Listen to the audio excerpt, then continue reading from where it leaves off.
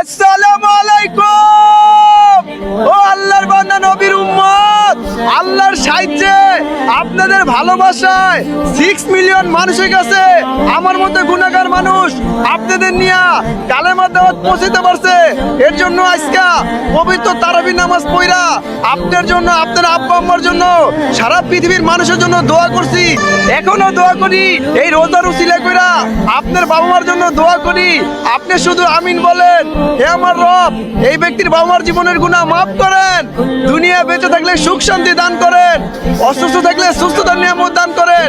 আল্লাহ পরকালে পাড়ি জমাইলে আবু বকর ওমর আল্লাহ রাসূলের সাথে জান্নাতে থাকার তৌফিক দান করেন। হে আমার রব, যে ব্যক্তি এই দাওয়াতটা শুনতেছে, এই ব্যক্তির দিনের আলোতে রাতের অন্ধকারে শিরকি বেদাতি যত প্রকার গুনাহ করছে আল্লাহ, কেউ দেখুক বা না দেখুক, আল্লাহ আপনি দেখছেন।